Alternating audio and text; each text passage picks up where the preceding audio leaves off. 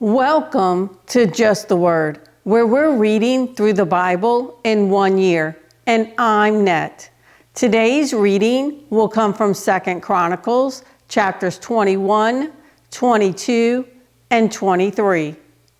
2 Chronicles, chapter 21. Then Jehoshaphat rested with his fathers and was buried with them in the city of David. And Jeroham, his son, succeeded him as king. Jeroham's brothers, the sons of Jehoshaphat, were Azariah, Jehiel, Zechariah, Azariah, Michael, and Shephatiah. All these were sons of Jehoshaphat, king of Israel. Their father had given them many gifts of silver and gold and articles of value, as well as fortified cities in Judah. But he had given the kingdom to Jeroboam because he was his firstborn son. When Jeroboam established himself firmly over his father's kingdom, he put all his brothers to the sword along with some of the princes of Israel. Jeroboam was 32 years old when he became king, and he reigned in Jerusalem 8 years. He walked in the ways of the kings of Israel, as the house of Ahab had done, for he married a daughter of Ahab. He did evil in the eyes of the Lord. Nevertheless, because of the covenant the Lord had made with David, the Lord was not willing to destroy the house of David. He had promised to maintain a lamp for him and his descendants forever.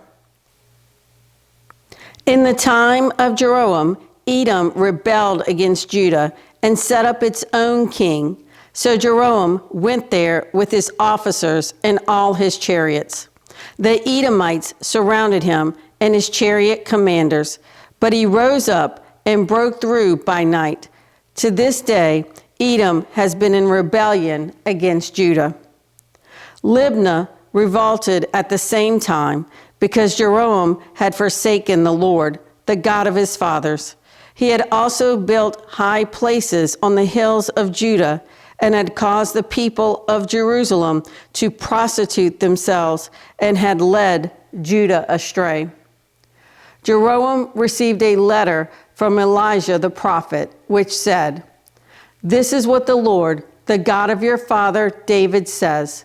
You have not walked in the ways of your father Jehoshaphat or of Asa, king of Judah, but you have walked in the ways of the kings of Israel, and you have led Judah and the people of Jerusalem to prostitute themselves, just as the house of Ahab did. You have also murdered your own brothers, members of your father's house, men who were better than you. So now the Lord is about to strike your people, your sons, your wives, and everything that is yours with a heavy blow. You yourself will be very ill with a lingering disease of the bowels until the disease causes your bowels to come out." The Lord aroused against Jeroboam the hostility of the Philistines and of the Arabs who lived near the Cushites. They attacked Judah, invaded it, and carried off all the goods found in the king's palace, together with his sons and wives. Not a son was left to him except Ahaziah, the youngest. After all this, the Lord afflicted Jeroboam with an incurable disease of the bowels. In the course of time, at the end of the 2nd year, his bowels came out because of the disease, and he died in great pain. His people made no fire in his honor, as they had for his fathers. Jeroboam was 32 years old when he became king, and he reigned in Jerusalem 8 years. He passed away to no one's regret and was buried in the city of David, but not in the tombs of the kings. 2 Chronicles chapter 22. The people of Jerusalem made Ahaziah, Jeroboam's youngest son, king in his place, since the raiders who came with the Arabs into the camp had killed all the older sons. So Ahaziah, son of Jeroboam, king of Judah, began to reign. Ahaziah was 22 years old when he became king, and he reigned in Jerusalem 1 year. His mother's name was Athaliah, a granddaughter of Omri. He too walked in the ways of the house of Ahab, for his mother encouraged him in doing wrong. He did evil in the eyes of the Lord, as the house of Ahab had done. For after his father's death, they became his advisors to his undoing. He also followed their counselor when he went with Joram, son of Ahab, king of Israel, to war against Hazael, king of Aram, at Ramoth Gilead. The Arameans wounded Joram, so he returned to Jezreel to recover from the wounds they had inflicted on him at Ramoth in his battle with Hazael, king of Aram. Then Ahaziah, son of Jeroboam, king of Judah, went down to Jezreel to see Joram, son of Ahab, because he had been wounded. Through Ahaziah's visit to Joram, God brought about Ahaziah's downfall. When Ahaziah arrived, he went out with Joram to meet Jehu, son of Nimshi, whom the Lord had anointed to destroy the house of Ahab. While Jehu was executing judgment on the house of Ahab, he found the princes of Judah and the sons of Ahaziah's relatives who had been attending Ahaziah, and he killed them. He then went in search of Ahaziah, and his men captured him while he was hiding in Samaria. He was brought to Jehu and put to death. They buried him, for they said, he was a son of Jehoshaphat, who sought the Lord with all his heart. So there was no one in the house of Ahaziah powerful enough to retain the kingdom.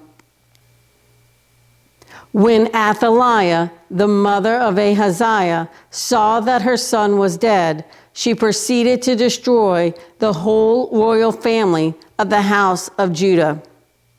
But Jehosheba, the daughter of King Jeroboam, took Joash, son of Ahaziah, and stole him away from among the royal princes who were about to be murdered, and put him and his nurse in a bedroom.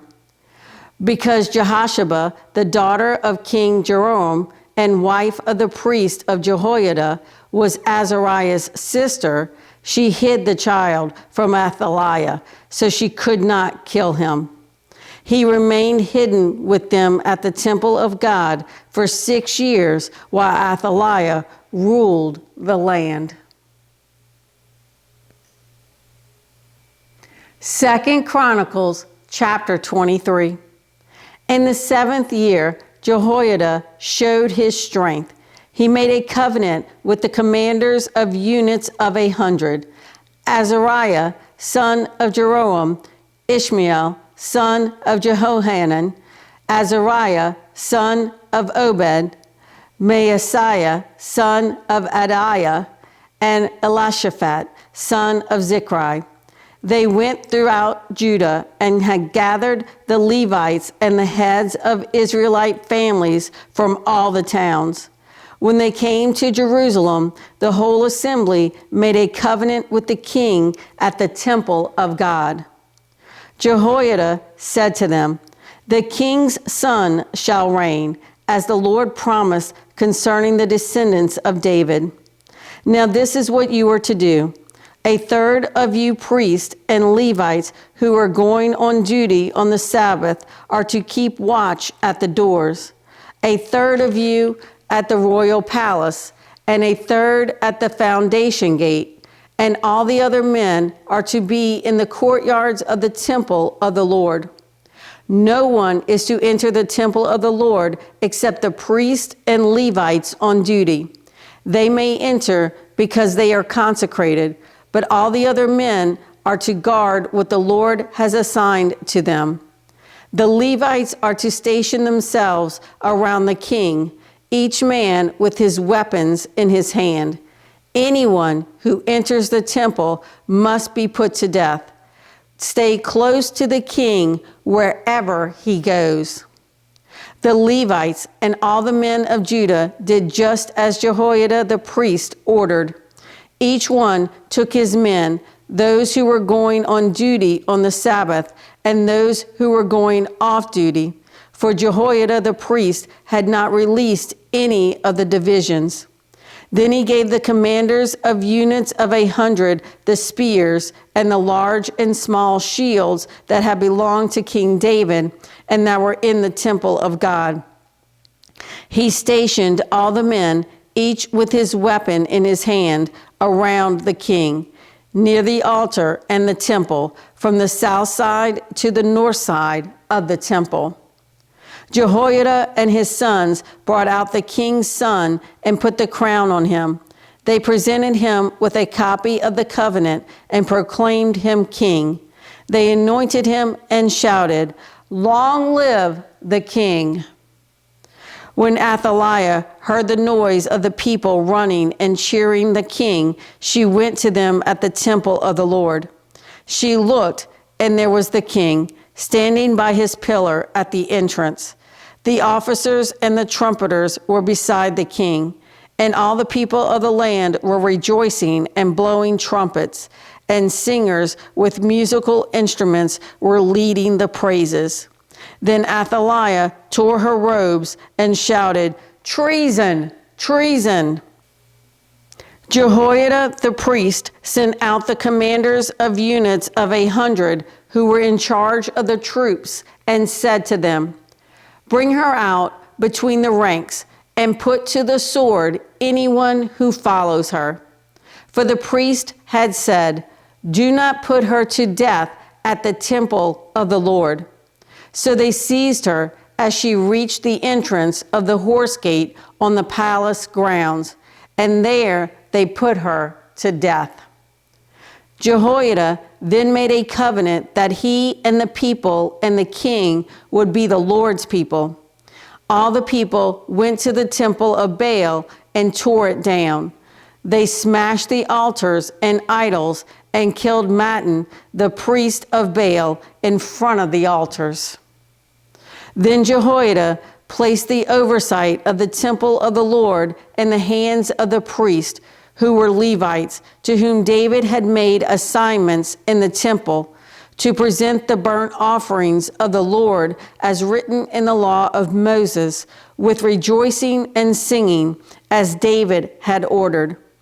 He also stationed doorkeepers at the gates of the Lord's temple, so that no one who was in any way unclean might enter. He took with him the commanders of hundreds, the nobles, the rulers of the people, and all the people of the land, and brought the king down from the temple of the Lord. They went into the palace through the upper gate and seated the king on the royal throne, and all the people of the land rejoiced. And the city was quiet, because Athaliah had been slain with the sword. Thanks for joining Just the Word. See you tomorrow.